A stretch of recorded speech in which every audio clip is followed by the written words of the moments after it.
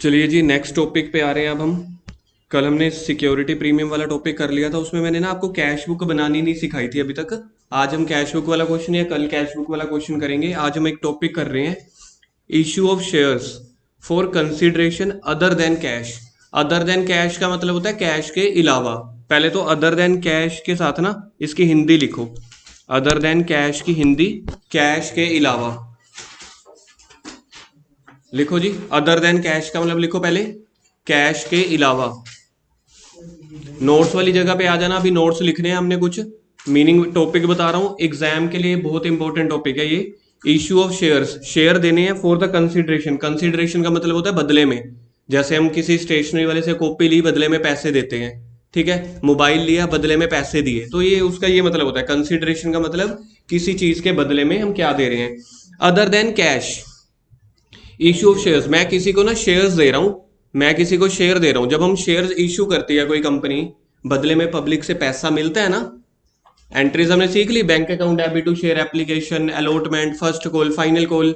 जब हम shares issue करते हैं, हम किसी को शेयर्स दे देंगे, पब्लिक हमें क्या देगी, कैश। हम कंपनी को क्या मिलता है और कंपनी क्या देती है, कंपनी शेयर देती है। कंपनी शेयर देगी या कंपनी को शेयर मिलेंगे, कंपनी को मिलेगा क्या, कैश। देगा कौन, पब्लिक या शेयर होल्डर, जिसने भी शेयर खरीदे हो। अब यहाँ पे कंपनी ना शेयर्स दे रही है, इश्यू ऑफ शेयर्स, किसी को शेयर दे रही है for the consideration other than cash, cash के बदले में नहीं, कैश के अलावा। जो लेट आए हैं ना, मेरे हिसाब से तो आई थिंक आपको पहले लिख तो आप बाद में भी सकते हो, मेरे हिसाब से पहले समझ लेना चाहिए। नहीं तो पहले आपने लिखने वाला पोर्शन स्किप किया, अब समझने वाला स्किप कर दोगे, है ना। लिख तो आप बाद में भी सकते हैं, समझ बाद में नहीं सकते, इसलिए छोड़ दो। आधा पेज अगर लिख भी लिया कोई बात नहीं। तो इस टॉपिक में क्या है, इस टॉपिक का सिंपल मतलब होता है, बुक में तो कहीं पे नहीं लिखा हुआ, एक तरह से बार्टर सिस्टम। किसी ने +1 में या 10th में बार्टर सिस्टम पढ़ रखा है? क्या मतलब होता है बार्टर सिस्टम का? Goods are exchange for goods. किसी मतलब कोई फार्मर है, तो उसके पास अनाज है पड़ी, दालें हैं पड़ी, ये चीजें हैं, तो बदले में वो क्या करेगा, जूते ले लेगा, कपड़े ले लेगा, उसको अनाज दे देगा। एक जूते और मोबाइल वाला क्या करेंगे, भाई मेरे को तेरे से शूज लेने हैं, वो शूज ले लेगा, वो बदले में उसको मोबाइल दे देगा। मतलब कुछ भी लगा लो बार्टर सिस्टम। यहाँ पे भी सेम ये है, कंपनी को, वो देख उसको, देख शिव को देख, इधर बेटा ऐसे ही जा रहे हैं। ओ भाई यहाँ पे समझ ले टॉपिक, सही है यार, बढ़िया है। यहाँ पे भी क्या है, कंपनी ना पब्लिक को या किसी और को शेयर्स दे रही है, लेकिन बदले में कैश नहीं मिल रहा, इसलिए इसका नाम पड़ गया अदर देन कैश। जैसे फॉर, कोई एग्जांपल बताओ मेरे को अगर सोच सकते हो तो। जैसे हमने किसी से एसेट खरीदी, कंपनी ने किसी से एसेट खरीदी, बदले में पैसे तो देने हैं, तो उसको शेयर्स दे दिए, कहते हैं लो कंपनी के शेयर रखो, पैसा अभी हमारे पास है नहीं। ऐसे ही अगर हमने किसी से गुड्स खरीदी, गुड्स खरीदने के चक्कर में हमारा पैसा था नहीं, हमने कहा ये लो शेयर्स रख लो, तो इसी टॉपिक का नाम है issue of shares for consideration other than cash. Cash के अलावा आप कब कब शेयर इश्यू कर सकते हो, जैसे कोई एसेट खरीद ली, कोई सामान खरीद लिया। अभी तक हमने जितने टॉपिक्स किए हैं वो सारे issue of shares for consideration cash था, हमें कैश मिल रहा था। कौन कौन सी एंट्री में हमें कैश मिलता था, पहली, फोर्थ, सिक्स्थ, एट्थ, वहां पे हमें पैसा मिल रहा था। हाथ नीचे कर ले, समझ तो आएगा नहीं, हाथ नीचे कर लेगा, समझना अब शुरू हो जाएगा, तेरा अब शुरू हो जाएगा, ठीक है। हाथ ऐसे करके नहीं बैठना किसी ने। तो अब मैंने क्या, पहले हम क्या करते थे, कैश मिलता था, बदले में हम उसको शेयर दे देते थे। अब यहाँ पे कैश नहीं मिलता, कोई एसेट मिल रही है, कोई प्रॉपर्टी मिल रही है, कोई गुड्स मिल रही है, बदले में वो दे रहे हैं। हिसाब किताब तो बराबर ही है ना, जितने के हम उससे सामान लेंगे उतने के हम उसको शेयर्स दे देंगे। शेयर्स हम उसको प्रीमियम पे भी दे सकते हैं, ठीक है, एट पार पे भी दे सकते हैं। तो इस टॉपिक का नाम देखो क्या है, in this case company issue shares to its promoters. Promoter मैंने आपको रिलायंस वाली कंपनी में बताया था, अडानी वाली कंपनी में, रिलायंस वाली कंपनी में प्रमोटर कौन होता है, जिन्होंने कंपनी स्टार्ट की होती है, ठीक है, बड़े बड़े लोग। तो कंपनी एक तो प्रमोटर्स को देगी। सर प्रमोटर को हम शेयर क्यों दे रहे हैं, प्रमोटर लोग पता है क्या कहते हैं कि कंपनी एक सेपरेट पर्सन है, उसके ओनर अलग पर्सन है ना, क्रेडिटर्स। तो ये प्रमोटर कहते हैं हमने कंपनी खुलवा के दी तो हमारी तो फीस लगेगी ना, या तो कंपनी से वो पैसा ले लेंगे या शेयर से ले लेंगे। क्या आपको लॉजिक समझ में आया है, क्या मतलब हुआ है, कंपनी खुलवा के दी किसने, प्रमोटर ने। तो प्रमोटर कह रहे हैं कि हाँ जी, अकाउंटिंग का तो पहला कॉन्सेप्ट ही यही है, कंपनी अलग पर्सन है, क्रेडिटर्स या इन्वेस्टर अलग पर्सन है, तो हमने कंपनी को काम करके दिया है, तो कंपनी अब हमें पैसा देगी। उन्हीं की कंपनी है, अपनी कंपनी से या तो पैसा ले लेंगे अपनी सर्विसेज का या शेयर्स ले लेंगे। तो हम किस किस को शेयर्स इशू कर सकते हैं? प्रमोटर को, अपने सप्लायर को जिनसे हम गुड्स खरीदते हैं, अपने क्रेडिटर्स को, या वेंडर्स को। वेंडर का मतलब भी क्रेडिटर होता है, जिनसे हम अपना रॉ मटेरियल या स्टॉक लेते हैं उसको क्रेडिटर बोल देते हैं, जिससे हम कोई एसेट खरीदते हैं उसको वेंडर बोल दिया जाता है दोनों ही सेम बंदे, उनको पैसे देने हैं जी हमने। आया समझ? वेंडर कौन होता है? क्रेडिटर कौन होता है? जिससे गुड्स खरीदेंगे वो क्रेडिटर, जिससे एसेट खरीदेंगे वो, जिससे गुड्स खरीदेंगे, जिससे एसेट खरीदेंगे। अच्छा, अगर मैंने किसी से प्लांट और मशीनरी ली तो वो कौन हुआ? अगर किसी से गुड्स रॉ मटेरियल या स्टॉक लिया, देखा जाए दोनों को ही पैसे देने हैं, बस एक फैंसी नाम चेंज हो गया। पॉइंट नंबर 2 देखो, but company does not receive any cash payment for such shares. क्या कंपनी को उस पर कैश मिलेगा? नहीं, कंपनी ने स्टॉक ले लिया, कोई मशीन ले ली, बदले में शेयर इश्यू कर दिए। बट रिसीव एनी गुड्स या फिर एसेट। 2 पॉइंट क्लियर हो गए। Point number 3, it is like a barter system. ये बुक में नहीं लिखा हुआ, मैंने अपना बना लिया। बार्टर सिस्टम क्यों? एक हाथ में मशीन आई, शेयर्स दे दिए, कैश का कोई लेन देन ही नहीं हुआ। तो जब कैश का लेन देन नहीं होता उसको हम क्या बोलते थे? Barter system. कौन सी क्लास में पढ़ रखा है वैसे आपने? +2 में भी होता था। वैसे फर्स्ट टाइम कब कब पढ़ रखा है? 10th से पहले नहीं होता था बार्टर सिस्टम कभी? हाँ ना, 6th 7th में आई थिंक होता था वर्ड बार्टर सिस्टम। चलो कोई बात नहीं। इफ देर इज प्रॉफिट, अब एक चीज देखो क्या हो सकता है। मेरे को एक बात बताओ, मैंने किसी से मशीनरी ली है 1,20,000 रुपए की, मैंने किसी से मशीनरी ली है 1,20,000 की, जबकि मैंने उसको शेयर इशू कर दिए 1,35,000 के। कंपनी को प्रॉफिट हुआ कि लॉस? कंपनी को प्रॉफिट हो गया, ये कह रहा है। डिम्पल अगले बेंच पे आ जा, फर्स्ट पे। डिम्पल फर्स्ट बेंच पे आ जा, मेरा भाई नहीं है। हाँ, मैंने किसी से मशीन ली है 1,20,000 रुपए की, बदले में उसको मैंने अब कितने पैसे देने हैं? मैंने उसको शेयर्स दे दिए 1,35,000 के। लॉस है। बताओ ऐसा क्यों हो रहा होगा? फिर 1,20 का अमाउंट लिया है, फिर आप 1,35 के शेयर क्यों दे रहे हो? क्योंकि हो सकता है जो आपने समझ लो कोई एसेट खरीदी है या कोई नया बिजनेस खरीदा है, उसकी गुडविल है, उसकी रेपुटेशन है, उसकी क्वालिटी अच्छी थी, तो आपने उसको पैसे ज्यादा दे दिए, सिंपल। अगर मैंने 1,20,000 की एसेट खरीदी है और उसको मैंने पैसा दिया है 1,10,000, प्रॉफिट होएगा कि लॉस होएगा? मेरे पास मशीन आई है, एसेट आई है 1,20,000 की, मैंने उसको शेयर्स दिए 1,10,000 के, प्रॉफिट या लॉस? कितने का? प्रॉफिट्स डेबिट में आने चाहिए या क्रेडिट में? और losses as per which rule?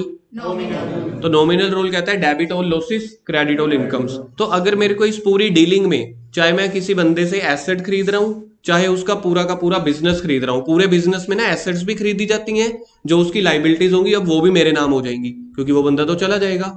तो चाहे मैं सिंगल एसेट खरीदूं, चाहे मैं पूरा बिजनेस खरीदूं, अगर मुझे प्रॉफिट हो रहा है तो वो क्रेडिट में आएगा, अगर मुझे लॉस हो रहा है तो डेबिट में आएगा।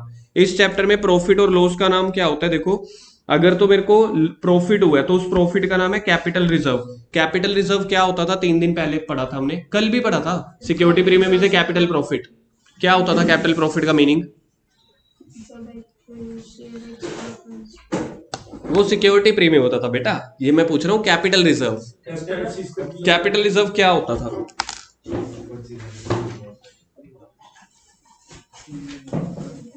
कैपिटल रिजर्व चाहो तो रिसर्च कर लो, नहीं तो डंडा तो पड़ेगा।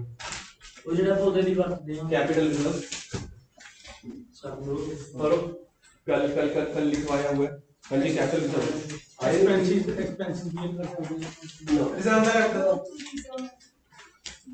Capital reserve capital reserve capital reserve कौन सा प्रॉफिट कल लिखवाया था? कैपिटल वो क्या होता है? आज मेरे 2 में 2 बार कैपिटल जो प्रॉफिट हमें कभी कभी होता है। 2 बार मेरे 2 ले तेरा है ना?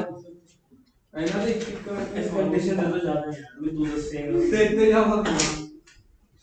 कैपिटल रिजर्व क्या होता है? प्रॉफिट हमें कभी कभी जैसे सेल ऑफ शेयर्स। एक बार बोल देना और उसके बाद भी किसी ने ना बोला अब तो 8 एक भी बोलना एक बार। कैपिटल रिजर्व क्या होता है? जो प्रॉफिट हमें कभी कभी होता है, जैसे शेयर सेल करने पे अगर कोई प्रॉफिट होता है। Capital reserve capital nature capital nature का होता है। कैपिटल नेचर का प्रॉफिट क्या होगा? जो भी कदे कदे कोई जो डेली ट्रांजैक्शन। हाँ जी, कैपिटल रिजर्व क्या होता है? क्या प्रॉफिट हाँ जी, ਜਿਹੜਾ ਪ੍ਰੋਫਿਟ कोई एग्जांपल? ਜਿਹੜਾ ਪ੍ਰੋਫਿਟ ਆਪਾਂ ਕਹਿੰਦੇ ਸ਼ੇਅਰ ਨੂੰ ਵੇਚ शेयर और बेच के। कोई और एक एग्जांपल अभी किसी ने बिल्डिंग वाला भी Land दिया। मोटरसाइकिल बेच दो। एसेट्स। हाँ तो उसमें हंसने की क्या बात थी? पॉइंट तो ठीक है, मोटरसाइकिल बेच दिया, लैंड बेच दी, कार बेच दी, तो कोई भी एसेट्स बेच के। ठीक है जी, अब यहाँ पे देख लो क्या है कि जो भी मेरे को इस डीलिंग में प्रॉफिट होगा, एसेट्स खरीदने बेचने में या पूरा बिजनेस खरीदने बेचने में अगर मुझे प्रॉफिट होगा तो उस प्रॉफिट का नाम होता है कैपिटल रिजर्व। कैपिटल रिजर्व का मतलब होता है जो प्रॉफिट कभी कभी होता है, क्योंकि जहां पे वर्ड कैपिटल हो गया तो ये कैपिटल नेचर का प्रॉफिट है, तो ये क्रेडिट साइड पे आएगा। सर अगर लॉस हुआ तो उसमें लॉस के नाम को बोलते हैं गुडविल। करेंगे डेबिट ही, लिखा हुआ है कि उसको भी हम डेबिट करेंगे, लेकिन नाम लिखेंगे, लॉस नहीं लिखेंगे कि लॉस हो गया, इसको हम लिखेंगे गुडविल। क्यों? क्योंकि अगर आपने किसी की एसेट महंगे दाम पे खरीद ली है या बिजनेस महंगे दाम पे खरीद लिया है तो उसकी क्वालिटी या उसकी रेपुटेशन है, उसकी गुडविल की वजह से आपने उसको पैसे ज्यादा दिए हैं। तो अगर मैंने 1,20,000 वाली एसेट के बदले में, एक ही बार बोलूंगा डंडा आएगा आगे, 1,20,000 वाली एसेट के बदले में 1,70,000 पे दिए, प्रॉफिट है कि लॉस है? कितने का? सिमरन तेन हजे भी नहीं समझ आ रहा? अच्छा, 1,00,000 वाली एसेट के बदले में मैंने दिए 75,000 रुपए के शेयर्स। 1,00,000 की एसेट के बदले में 75,000 75,000 के मैंने शेयर्स दे दिए, 25,000 प्रॉफिट। तो प्रॉफिट का नाम क्या है? Capital reserve. तो प्रॉफिट जो भी है क्रेडिट साइड आएगा, लॉस जो भी है डेबिट में आएगा। बस प्रॉफिट और लॉस का नेम इस चैप्टर में, इस टॉपिक में ये होता है। प्रॉफिट का नाम क्या है? Capital reserve. रिजर्व का मतलब होता है प्रॉफिट, कैपिटल नेचर का मतलब होता है लॉन्ग टर्म, ऐसा प्रॉफिट जो कभी कभार होता हो। ऐसे ही गुडविल का लॉस, ऐसा लॉस जो कभी कभार होता हो। सर ये कभी कभार क्यों हो रहा है? क्योंकि मैं शेयर्स बार बार थोड़ी ना खरीदता बेचता हूँ, शेयर्स तो हम कभी कभार करते हैं, 2 4 5 साल में एक आधी बार।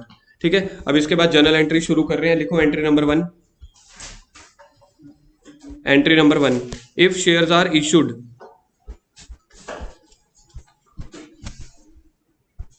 इफ शेयर्स आर, हाँ जी, एंट्रीज हैं कि नहीं? टोटल एंट्रीज होंगी आपकी 5 और उसमें से 2 फॉर्मूले भी आएंगे। If shares are issued,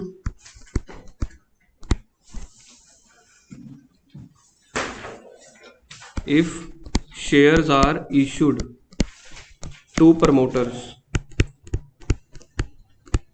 if shares are issued to promoters, तो मैं प्रमोटर्स को उनकी सर्विसेज के बदले में पैसा दे रहा हूं, तो इसको बोला जाता है इनकॉर्पोरेशन कॉस्ट या फिर फॉर्मेशन कॉस्ट।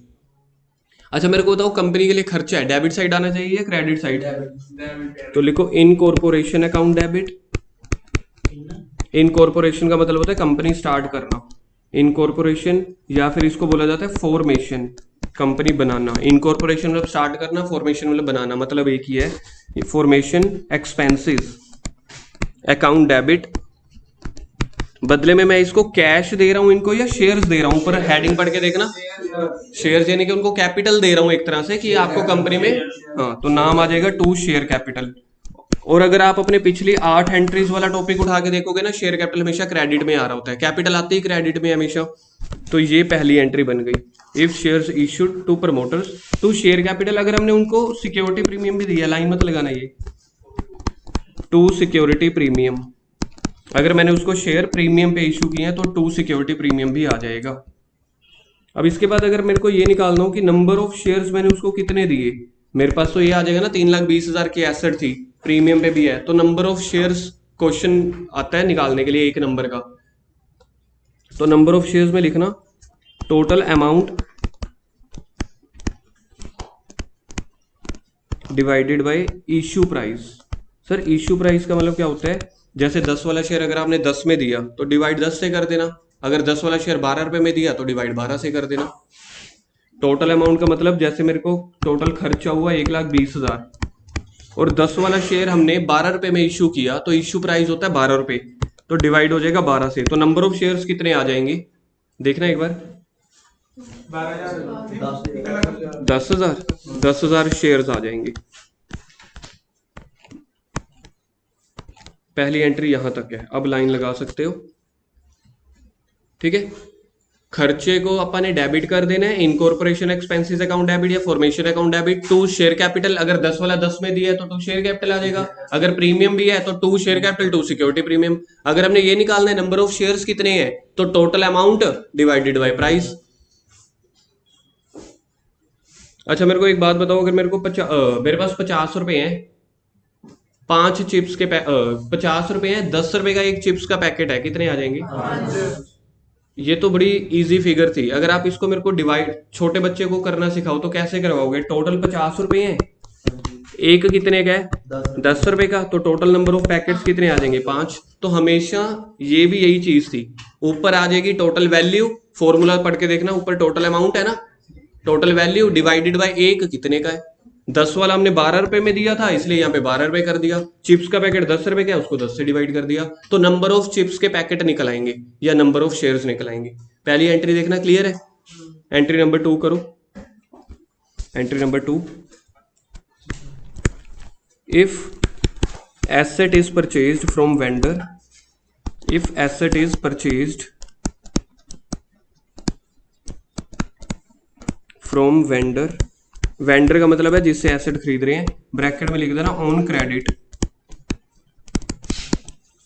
ऑन क्रेडिट का टॉपिक यहाँ पे ऑब्वियस है, अगर कैश पे ले रहा होता फिर तो मैं मशीन ले लेता, कैश दे देता, फिर तो बात ही खत्म थी। यहाँ पे तो मैं उसको कैश दे रहा हूँ इस टॉपिक में या शेयर्स दे रहा हूँ। ऊपर टॉपिक का नेम पढ़ना क्या था? टॉपिक का name issue of shares for consideration other than cash, मतलब मेरे पास कैश नहीं आ रहा। अदर देन कैश का मतलब है तो कैश के अलावा, तो कैश के अलावा मेरे पास यहाँ पे क्या आ रहा है? एसेट। चाहे कैश आ जाए, क्योंकि कंपनी के पास कैश आएगा तो उसकी भी तो एसेट खरीदेगी या कुछ भी, तो हम किसी से एसेट खरीद रहे हैं, इसको बोलते हैं अदर देन कैश, कैश के अलावा। बदले में क्या दे रहे हैं? शेयर्स। एसेट खरीदते हुए एंट्री क्या बनती है? अगर मैं एसेट्स खरीद रहा हूं, assets account debit, assets account debit. अगर मैं कैश पे खरीदता तो आती है assets account debit to cash. यहाँ पे कैश पे नहीं खरीद रहा, वेंडर से खरीद रहा हूं, तो पहले आएगा वेंडर का name, assets account debit to vendor account.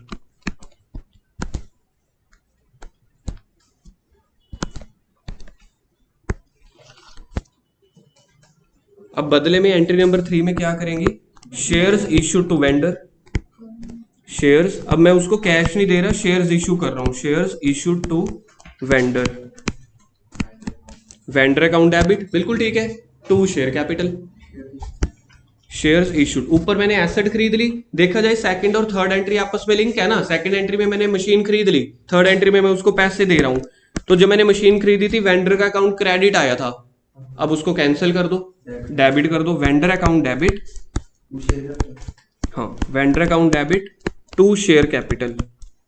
Sir अगर यही शेयर हमने उसको प्रीमियम पे दिए होते तो टू सिक्योरिटी प्रीमियम भी आ जाएगा, तो लिखो साथ में टू सिक्योरिटी प्रीमियम भी। सर सिक्योरिटी प्रीमियम वाले केस में कंपनी का प्रॉफिट हो रहा है या कंपनी का लॉस हो रहा है? कंपनी का प्रॉफिट हो रहा है, सिक्योरिटी प्रीमियम तभी क्रेडिट में जा रहा है। सर इसका मतलब क्या होगा? इसका मतलब होगा कि कंपनी 100 वाला शेयर अपना 120 में दे रही है, 110 में दे रही है, 105 में दे रही है। ये 3 एंट्री क्लियर है? पहली एंट्री में मैंने शेयर किसको दिए हैं देखना एक बार, प्रमोटर्स को। प्रमोटर लोग कौन होते हैं? जिन्होंने कंपनी स्टार्ट की हो, फॉर्मेट की हो। उसकी एंट्री क्या बन रही थी? Formation expenses account debit to share capital to security premium. Second entry में मैंने क्या किया है? एसेट परचेज की है, एसेट परचेज करने की entry assets account debit to vendor. अगर मैंने एसेट कैश पे खरीदी होती उसकी एंट्री, मैंने एसेट खरीदी है, पेमेंट मैंने चेक के थ्रू दी है, एसेट्स अकाउंट डेबिट टू। आप तीनों ना बिल्कुल नहीं बोल रहे, आप तीनों या तो बोलना शुरू करो या फिर रिकॉर्डिंग लगाना। मेरे को पार्टिसिपेशन चाहिए इस टॉपिक में, ठीक है जी? आप तीनों और आप भी, शिव मेरे को साथ साथ बोलना है। गुरकिरत कितनी एंट्रीज हो गई हैं टोटल? बिना देखे एक बार बोलियो, सेकंड एंट्री क्या थी वैसे? लो खत्म हो गया। मैंने तो कहा था बिना देखे बोलना, एक बार सोच लेता, भगवान ने दी है ना माइंड, एक बार 10 सेकंड के लिए सोच लेता सेकंड एंट्री क्या होती, याद आ जाती। गर्भ सेकंड एंट्री क्या थी? और वो एंटर को कर देना परचेज कर दिया थर्ड एंट्री क्या थी Dimple? Vendor account debit third entry का मीनिंग क्या था? वेंडर पे इशू शेयर वेंडर को शेयर इशू कर रहे हैं। सिमरन पहली एंट्री क्या थी? प्रमोटर को देखा, इतना ही लेवल है सबका। कहने के लिए हमारा बस मीटर घूम रहा है 1 घंटा, बैठे सारे अपनी सुध बुध में है। तीनों एंट्री रिवाइज करो पहले। गर्व तेरी सीट परमानेंट है, अब कल से मेरे साथ बैठेगा तू, फिक्स है तेरी अब सीट पक्का, भाई भाई इकट्ठे। हाँ। मनन की और सर्वप्रीत की सीट्स ये वाली 2 रहने वाली हैं। रिवाइज कर लो, हो गया। नंबर ऑफ शेयर्स का फॉर्मूला, अगर नंबर ऑफ शेयर्स निकाल दें उसका formula total amount upon issued price. Issue price का मतलब क्या होता है? 10 वाला शेयर, मतलब जितने में भी आप शेयर इशू कर रहे हो, चाहे 10 में, चाहे 9 में, चाहे 11 में, चाहे 12 में। गर्व बोलियो पहली एंट्री क्या की हमने? गर्व पहली एंट्री में क्या किया था हमने? क्या की एंट्री थी पहली? प्रमोटर्स को शेयर इशू करे थे। क्या एंट्री बनेगी? प्रमोटर्स को शेयर कैपिटल अच्छे promoter to share capital, sorry जेड़ा नाम फॉर्मेशन एक्सपेंसेस और इनकॉर्पोरेशन एक्सपेंसेस। सेकंड एंट्री में हमने क्या किया था? सिमरन बोल नहीं रहे, बोलना शुरू करो ताई कॉन्सेप्ट समझ आएगा। हजे भी बैठे हो, बोल ही नहीं रहे। सेकंड एंट्री में हमने क्या किया था? एसेट परचेज की थी। सेकंड एंट्री में हमने क्या किया था? एसेट परचेज की थी। क्या एंट्री बनी थी? थर्ड एंट्री में हमने किया क्या है? वेंडर को उसके पैसे दे दिए, मतलब उसको शेयर दे दिए। क्या एंट्री बनी? To security premium. अगर वेंडर को हमने पैसे एड पार दिए हैं, कोई प्रीमियम नहीं है, क्या एंट्री बनेगी? To share capital. अगर प्रीमियम पे दिए तो to share capital to security premium. पहली एंट्री में अगर मैंने प्रमोटर को पैसे सिर्फ और सिर्फ प्रीमियम पे नहीं दिए, सिर्फ शेयर दिए, formation account debit to number of shares निकालने का formula issue price. Issue price का मतलब होता है आप अपना शेयर कितने में बेच रहे हो। पार है तो 10 रुपए में, प्रीमियम है तो 12 रुपए में, ये सब चीजें। एंट्री नंबर 4 लिखो।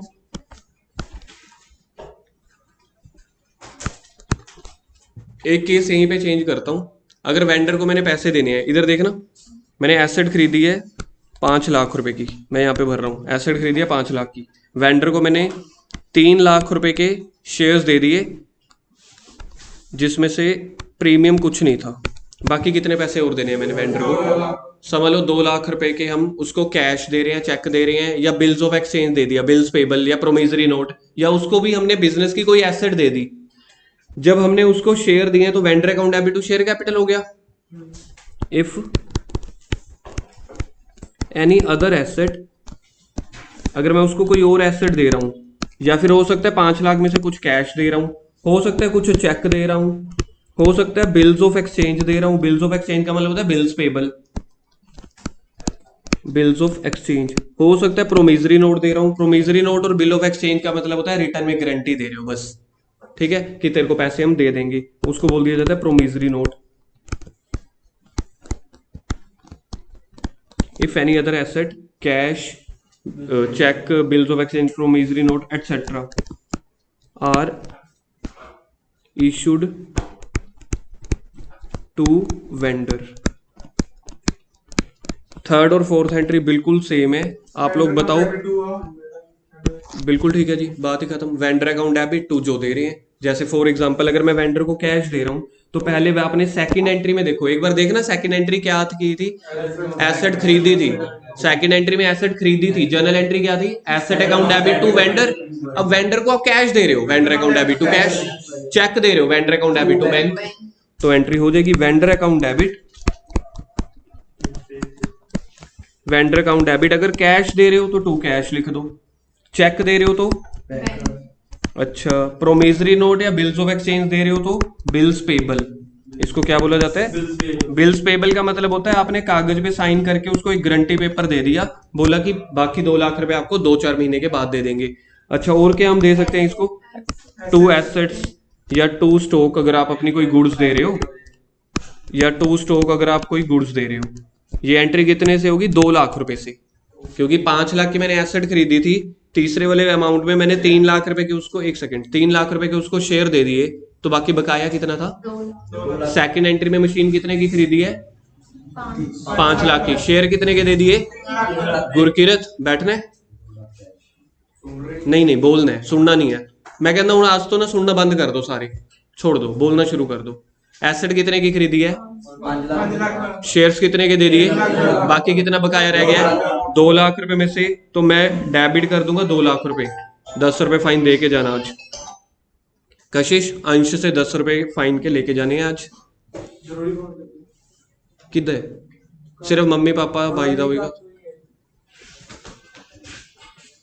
वेंडर को कितने पैसे देने हैं टोटल हमने अब? 2 लाख में से मैं ऐसे समझ रहा हूँ कैश दे दिया 50,000 का, तो 50,000 कैश में लिख दो। चेक दे दिया 30,000 का, बिल्स पेबल दे दिया 20,000 के, बाकी रिमेनिंग जो है एसेट्स दे दी 80,000 की। स्टॉक बाकी कितने का बच जाएगा? 20। तो बाकी मैंने उसको 20,000 का ये दे दिया, ठीक है। तो ये हो गई vendor account debit to cash, ये मैंने उसको बाकी एसेट्स दे दी। क्या मैंने वेंडर को कोई और पैसे देने हैं? कितने की एसेट ली थी टोटल? कितने के शेयर दिए? बाकी अमाउंट ऐसे मिक्स करके उसको दे दी, ठीक है। अब एक पॉइंट हमारा और रह गया, 4 एंट्रीज हो गई। नहीं, सोच एक बार, मैंने एसेट खरीदी है, मेरे को बिल रिसीवेबल होगा कि मेरे को पैसे देने हैं? उस सामने वाले के लिए रिसीवेबल हुआ ना, मैंने तो पैसे देने हैं, देने मेरे लिए तो पेबल ही हुआ, ठीक नहीं लिखा हुआ? मेरे लिए तो पेबल ही हुआ ना, मैंने अभी ये पैसे देने हैं क्योंकि लाइबिलिटी मेरे सिर पे है, मैंने एसेट खरीदी थी। उसके बाद 5वीं, if full business is purchased from, if full business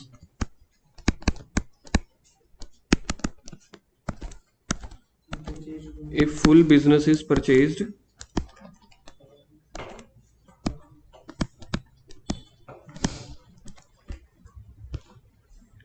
from vendor, simple सा मतलब है यार, वेंडर का सिंपल मतलब सेलर। अगर फुल बिजनेस ही खरीद लिया, ठीक है। फुल बिजनेस में क्या चीज होती है? देखो, अगर आप अपनी सेकंड एंट्री में मैच करोगे ना, सेकंड और फिफ्थ एंट्री कोरिलेटेड है बिल्कुल। सेकंड में हमने किसी से एक एसेट खरीदी है, फिफ्थ में पूरा बिजनेस खरीद लिया। तो यहाँ पे बिजनेस जब हम किसी का खरीदते हैं ना, ठीक है, तो बिजनेस की जो भी एसेट्स होती हैं, मैंने आपको हमेशा बोला है बिजनेस और बिजनेस के मालिक दोनों अलग अलग है। तो जो भी हम एसेट लेते हैं वो बिजनेस के नाम पे लेते हैं। कैरेक्टरिस्टिक्स ऑफ कंपनी में चौथा पॉइंट आया था कॉमन सील। अगर आप फीचर्स ऑफ कंपनी खोलोगे ना, पहला था सेपरेट लीगल एंटिटी, दूसरा था डिस्टिंक्ट फ्रॉम मेंबर, तीसरा था अनलिमिटेड लायबिलिटी, चौथा था कॉमन सील। चौथा या पांचवा होगा। तो कॉमन सील का मतलब होता है कि जो भी हम संपत्ति खरीदेंगे, एसेट खरीदेंगे, लायबिलिटी होगी, वो कंपनी के नाम पे होगी, ना कि ओनर के नाम पे। ओनर तो मैंने आपको बता ही दिया था, 1-1, 2-2 करोड़ ओनर्स है रिलायंस की, है ना। ओनर के नाम पे नहीं होती, कंपनी के नाम पे होती है। तो जब हम पूरा बिजनेस खरीदेंगे ना, तो कंपनी की जो भी एसेट्स हैं मेरे नाम पे आ जाएंगी, क्योंकि मैंने पूरी की पूरी, गुरकिरत मेरे को लग रहा है आज शायद ना, या तो तू सो के नहीं आया है ना, थोड़ा एक्टिव। अगर मैंने किसी की पूरी कंपनी खरीद ली, तो उस पूरी कंपनी का स्टॉक जो है वो मेरे नाम पे हो जाएगा, उसकी सारी एसेट्स मेरे नाम पे हो जाएंगी, उसकी बिल्डिंग, उसका बैंक बैलेंस सब मेरा हो जाएगा। क्यों? क्योंकि मैंने ओवरऑल पैकेज खरीद के उनके मालिकों को पैसा दे दिया। क्या किसी भी बिजनेस में सिर्फ एसेट्स होती हैं कि लाइबिलिटीज भी होती हैं? थोड़ी बहुत लाइबिलिटीज, बैंक लोन भी हो सकते हैं, क्रेडिटर भी हो सकते हैं। सर ये तो धोखा हो गया खरीदने वाले के साथ। कोई धोखा नहीं होता, उसने अपनी सीए की टीम इकट्ठी की होती है, लॉयर्स की, सीए की, कि आप इस कंपनी की ड्यू डिलीजेंस करो, ऑडिट करो, इनके अकाउंट्स चेक करो। तो बिजनेसमैन को हमेशा पता है कि अगर उसकी एसेट मेरी आ रही है, तो थोड़ी बहुत बिजनेस की लाइबिलिटी भी होंगी, मेरी होंगी। उसको एडजस्ट करने के बाद ही प्राइस फिक्स होता है, ठीक है। उसको एडजस्ट, लाइबिलिटी को भी एडजस्ट करने के बाद प्राइस फिक्स होता है। फिर भी अगर मैंने प्राइस ज्यादा दे दिया, प्रॉफिट हुआ कि लॉस? अगर मेरे को एसेट ज्यादा की मिल रही है लेकिन प्राइस कम पे कर रहा हूं, प्रॉफिट कैपिटल रिजर्व में जाएगा या गुडविल में? लॉस किस में जाएगा? तो याद रखना, सेकंड एंट्री में मैं सिर्फ एसेट खरीद रहा था, इस एंट्री में मैं एसेट और लाइबिलिटी दोनों खरीद रहा हूं। तो मेरी एंट्री सेकंड वाली बताओ क्या थी?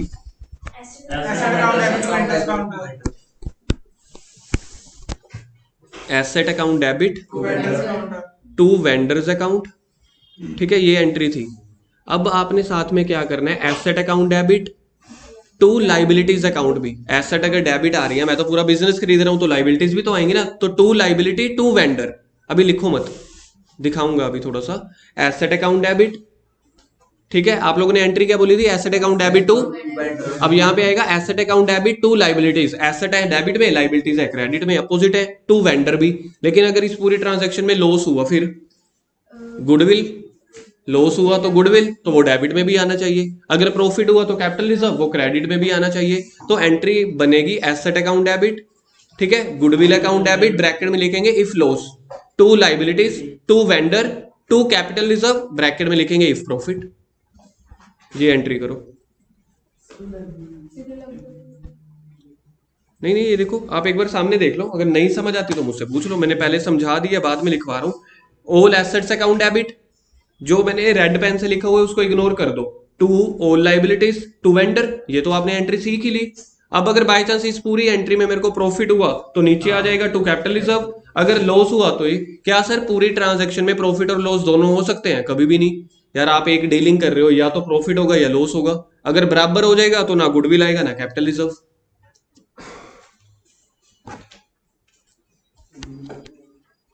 All assets account debit, goodwill account debit, bracket में if loss, to all liabilities to vendor, vendor यानी कि सप्लायर हो गया, ठीक है, सेलर हो गया, या पार्टी का नेम आ जाएगा।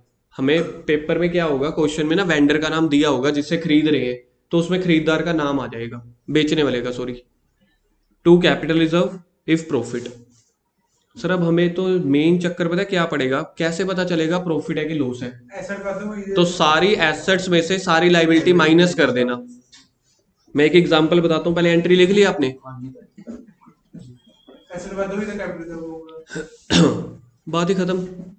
आज भाई साहब का दिमाग चल रहा है, इसका दिमाग तो चलता है बढ़िया। अगर मेरे पास सारी एसेट्स आई बिजनेस की 200 रुपए की, ठीक है, उसमें से लाइबिलिटी थी 80 रुपए की, तो मेरे नहीं नहीं नहीं, सुन तो लो, अभी मैंने पैसे तो डिसाइड ही नहीं किए मैंने कितने में बिजनेस खरीदा, आप कैसे कह सकते हो प्रॉफिट है?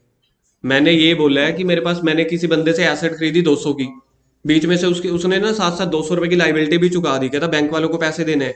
तो आप मेरे को बताओ, मेरे को नेट एसेट्स कितने की मिली?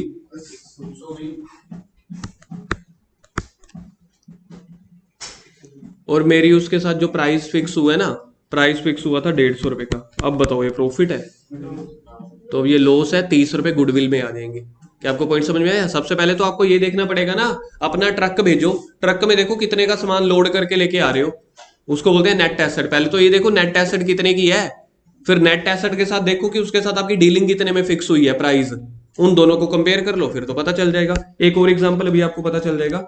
मैंने एसेट खरीदी 200 रुपए की, लेकिन साथ साथ उसने मेरे को 20 रुपए की लाइबिलिटी चिपका दी, मेरे को टोटल नेट एसेट्स कितनी मिली? मैंने टोटल एसेट्स उससे कितने की खरीदी है? 130 रुपए कैपिटल, मैंने प्राइस तो बोला ही नहीं। 180 है। नेट एसेट्स मैंने कितने की खरीदी है? 180 की। जो मेरा प्राइस फिक्स हुआ है ना, उसके साथ मेरा प्राइस फिक्स हुआ है 170 रुपए। 10 रुपए प्रॉफिट है, तो कहां पे जाएगा? मतलब मेरे को सबसे पहले ना ये फॉर्मूला लगाना पड़ेगा नेट एसेट्स कैलकुलेट करने के लिए। जो कंसीडरेशन है ना, कंसीडरेशन मतलब जितने में मेरा प्राइस फिक्स हुआ है, वो तो आपको बुक में दिया होगा, लेकिन ये कितने का मैं उससे सामान ट्रक में लेके आ रहा हूं वो नहीं दिया होगा। इसको बोलते हैं नेट एसेट्स। अगर मेरे को एक बार के लिए नेट एसेट्स पता लग गई, अगर मेरे को एक बार के लिए नेट एसेट्स पता चल गई, प्राइस तो क्वेश्चन में दिया ही होगा कि भाई हमने पूरा का पूरा बिजनेस इतने करोड़ में, इतने लाख में खरीदा है। नेट एसेट्स मतलब सामान लेके आ रहा हूं मैं इतने का, प्राइस दे रहा हूं इतना, प्रॉफिट लॉस पता चल जाएगा। तो इसमें सबसे पहले आपको ये वर्किंग नोट बनाना पड़ेगा, बस ये बना के जाओ, working note for calculating profit और लॉस। कमाल है, इधर देखो, इधर भी मैंने पिछले साल पढ़ाया था, 230 रुपए ही लिया हुआ है अचानक से, मतलब 200 रुपए। सीखो सीखो मुझसे, यादाश्त नहीं तेज, मतलब कि एग्जाम्पल फिक्स ही रखे हुए हैं अचानक से। सबसे पहले आपको क्या निकालना पड़ेगा? Working note number 1। Working note number 1, calculate net assets. Net assets का मतलब होता है all assets minus all liabilities. Amount भी लिखनी है, जी हाँ लिखनी है। तो 200 रुपए की मैंने एसेट्स खरीदी, ₹30 की लाइबिलिटी थी, तो मेरे हिस्से में तो 170 पे आया। सेकंड में, second working note, amount payable to vendor, मतलब कितने में आपने प्राइस फिक्स की है, परचेज कंसिडरेशन कितने में आपने प्राइस फिक्स किया, 190 में। प्रॉफिट हुआ कि लॉस, कितने का, लॉस का नाम क्या होता है इस चैप्टर में, गुडविल डेबिट या क्रेडिट।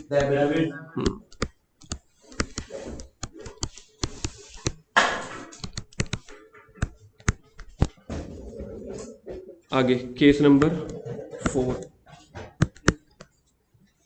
अगर कंसिडरेशन मेरा बैठा, कंसिडरेशन मतलब मेरी प्राइस कितने में फिक्स हुआ, 165 में।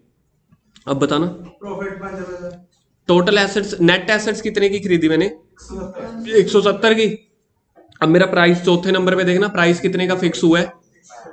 तो बताओ मैं सामान ज्यादा लेके आ रहा हूँ या पैसे ज्यादा दे रहा हूँ, सामान कितने का लिया मैंने नेट में, 170 का, बदले में पैसे कितने दिए। प्रॉफिट हुआ कि लॉस, प्रॉफिट का नाम इस टॉपिक में डेबिट या क्रेडिट, लिखो आगे। नाउ प्रॉफिट 5 रुपए, नाउ प्रॉफिट 5 रुपए, कैपिटल रिजर्व।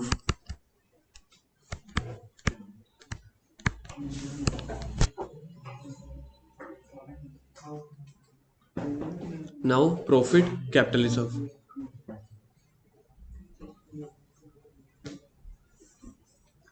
हो गया नोट डाउन, Yes. खोलो बुक्स ओपन करो। छोटे छोटे हैं, 5-6 हो जाएंगे 10 मिनट में, 2-2 3-3 मिनट का एक क्वेश्चन है।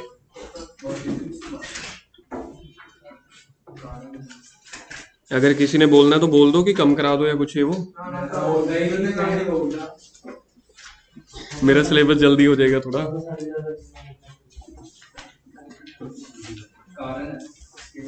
ये है टॉपिक आपका, issue of shares for consideration other than cash. Page number देखना 7.28-29 के आसपास होगा, 7.162 7.162। 16 कहाँ पहुंच गया है, आप प्रैक्टिकल क्वेश्चन पे पहुंच गए। इलस्ट्रेशन देखो कोई 26-27 पेज पे होगा।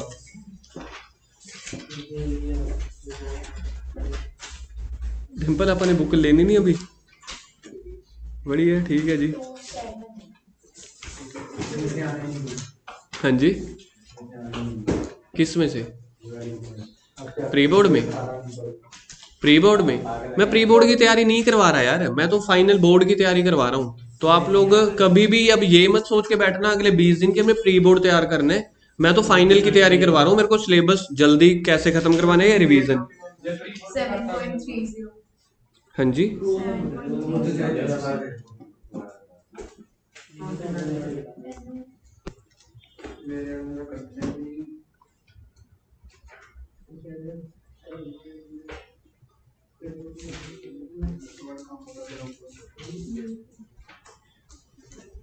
इलस्ट्रेशन नंबर देखना 10 है आपके भी, इलस्ट्रेशन नंबर 10। अब नोट्स वाले पेजेस से हट के क्वेश्चंस वाले पेजेस पे आ जाओ। पहले तो अपने पेजेस टर्न करके ना क्वेश्चंस वाले पेजेस पे आ जाओ। नोट्स के लिए भी पेजेस बाकी जो बचे हुए हैं उसको छोड़ के।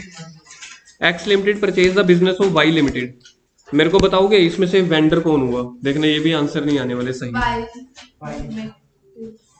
वेंडर कौन हुआ, हम कौन है, बायर। तो हम मतलब कि एक्स लिमिटेड, हमारा वेंडर कौन है, वाई लिमिटेड। कितने का बिजनेस खरीदा है, 9 देखना एक एसेट खरीद रहे हैं कि ओवरऑल बिजनेस, और बदले में payable in fully paid up shares of 10 each. 9 lakh का हम बिजनेस खरीद रहे हैं और बदले में हम उसको क्या दे रहे हैं, 10 रुपए के हिसाब से शेयर्स दे रहे हैं। What entries will be made of x limited. हमेशा ना क्वेश्चन जो है बायर की बुक्स में पूछा जाएगा आपके सिलेबस में, सेलर की बुक्स में आपका सिलेबस में नहीं है, ठीक है। If issue at shares at par या फिर प्रीमियम, ठीक है। चलो बनाओ, फॉर्मेट बनाओ। Illustration number 10, case number 1।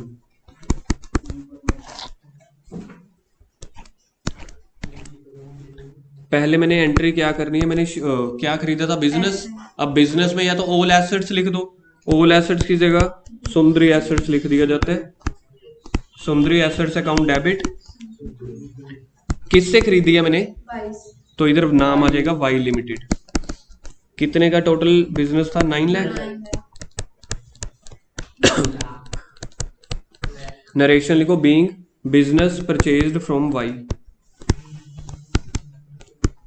Being business purchased from Y limited. Seller कौन हुआ, बायर कौन हुआ? Buyer seller Y. Second entry में केस नंबर 1 कर रहे हैं, कह रहे हैं आपने ना सारे शेयर्स पार पे इशू किए हैं, तो पहले मेरे को नंबर ऑफ शेयर्स निकालने पड़ेंगे। हमेशा पहले नंबर ऑफ शेयर्स निकाल लेना। टोटल अमाउंट क्या थी? 9 लाख रुपए। एग्जाम में कई बार ना ये क्वेश्चन आता है, सिर्फ और सिर्फ आपको वैल्यू दे देंगे और बताएंगे नंबर ऑफ शेयर्स कितने इशू किए, डिवाइडेड बाय एक शेयर। मैं अब 10 रुपए का इशू कर रहा हूं ना, तो 90,000 शेयर्स आ गए। और शेयर इशू करने की जर्नल एंट्री बोलो। हमारे नोट्स के हिसाब से कौन सी एंट्री होगी? पहली, दूसरी, तीसरी, चौथी, पांचवी? इशू करने वाली vendor to share capital. Entry number कौन सा है हमारे बुक?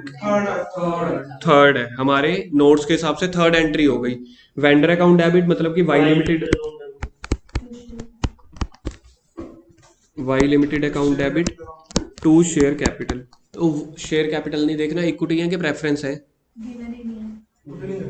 सिर्फ शेयर्स है, तो टू शेयर कैपिटल वही के वही 9 लाख। 90 तांते करया था क्योंकि मेरे को निकालने थे नंबर ऑफ शेयर कितने दे रहे हैं, तांते करया था। ठीक है, 9 लाख रुपए के हम उसको शेयर दे रहे हैं, लेकिन एक शेयर 10 रुपए का है, तो मेरे को ये भी तो लिखना पड़ेगा ना नंबर ऑफ शेयर मैंने उसको कितने दिए। और दूसरी चीज, पेपर में ये क्वेश्चन आता है, यहाँ पे तो इजी है, 10 से डिवाइड कर दिया। अगले क्वेश्चन में मेरे को बताना किससे डिवाइड करोगे, कैसे करोगे। अगला क्वेश्चन है केस नंबर 2। एसेट खरीदी और शेयर्स जो बेचे 25% प्रीमियम पे बेचे। पहले मैं नंबर ऑफ शेयर नहीं निकालता, पहले मैं गुरकीरत वाला पॉइंट करके दिखाता हूँ कि गुरकीरत क्या कहना चाहता था। अब मैं फर्स्ट एंट्री तो सेम है, sundry assets account debit to Y, उसको इग्नोर कर दो, सीधा सेकंड एंट्री कर रहे हैं। Y limited account debit to share capital to security premium. अब यहां पे मसला ये आ गया है, वाई लिमिटेड को पैसे देने हैं 9 लाख, ये तो मेरे को पता है 9 लाख। अब शेयर कैपिटल में कितने डालूं, सिक्योरिटी प्रीमियम में कितने डालूं, इस करते करया था असि पहले ना नंबर ऑफ शेयर्स। हुण पता चलेगा काते करया था। हुण मैंने दसो शेयर कैपिटल में कितने पैसे आएंगे और सिक्योरिटी प्रीमियम में, अगर मैं वो वाला फॉर्मूला नहीं लगाता तो 8,80,000 8,80,000 गलत है, लेकिन निकाला कैसे? चलो ट्राई किया, कोई बात नहीं, वैसे गलत है अमाउंट। निकाला कैसे 8,80,000? मेरे को एक बार समझा देना। मतलब 20,000 सिक्योरिटी किवें 20,000 किवें निकाल रहे हो? मैं तो ये 10 पूछ रहे हो। वैसे ही 25% वैसे ही 25% प्रीमियम। वैसे ही तो किसी पड़ोसियों के घर चला जाता है क्या? 10 लाख का 10 रुपए का। तो कहने का मतलब ये है, जो मैंने आपको ऊपर फॉर्मूला लिखवाया ना, उसके बिना ये क्वेश्चन हो ही नहीं सकता, क्योंकि मेरे को पहले देखने पड़ेंगे नंबर ऑफ शेयर्स कितने हैं। पहले बनाओ नंबर ऑफ शेयर्स। तो नंबर ऑफ शेयर्स में टोटल वैल्यू कितनी है? 9 लाख रुपए। एक शेयर का प्राइस क्या था क्वेश्चन में? 10 रुपए। मैंने 25% प्रीमियम बेचा। ये मैंने कल पता नहीं परसों क्लास में सिखाया था, जितने का एक शेयर है उसके ऊपर प्रीमियम निकालना। टोटल बन गया 12.5 रुपए। सर 12.5 समझ नहीं आया, 10 रुपए का एक है, 25% होता है उसका 2.5, तो मेरा टोटल इश्यू प्राइस कितना हो गया? 12.5। इससे मेरे को ना नंबर ऑफ शेयर्स पता चलेंगे। करो 90,000 से कम आएंगे, क्योंकि कंपनी को प्रॉफिट होएगा ना। पहले कंपनी 90,000 प्रोडक्ट दे रही थी, अब कंपनी अपना पैसा 10 वाली चीज 12.5 में दे रही है। कितना? 72,000। तो ये 72,000 शेयर्स आ रहे हैं। बताओ कंपनी खुश होएगी या दुखी होएगी? कंपनी अब इस केस में खुश होएगी। कंपनी को पहले 90,000, समझ लो चिप्स के पैकेट है, कंपनी को पहले 90,000 चिप्स के पैकेट देने पड़ रहे थे, अब सिर्फ 72,000 से ही काम चल गया। एसेट तो 9 लाख की मिली हमें। तो अब यहाँ पे मेरे को पता चलेगा शेयर कैपिटल में कितना आएगा, 72,000 गुना 10। शेयर कैपिटल का रेट 10 है, और ये 72,000 गुना 2.5। सिक्योरिटी प्रीमियम का रेट तो 2.5 रुपए हो गया ना, तो ये मल्टीप्लाई करने के लिए आते काम मानदा सीगा। हुण पता चल गया गुरकिरत? 72,000 गुना 10 7,20,000, 7,20,000। चाहे बाकी माइनस कर लो, मल्टीप्लाई करोगे तब भी वही आएगा। एसेट आ गया 9 लाख रुपए की, बदले में मैंने उसको प्रोडक्ट दिए हैं सिर्फ 7,20,000 के, तो कंपनी को प्रॉफिट हो गया 1,80,000 रुपए का।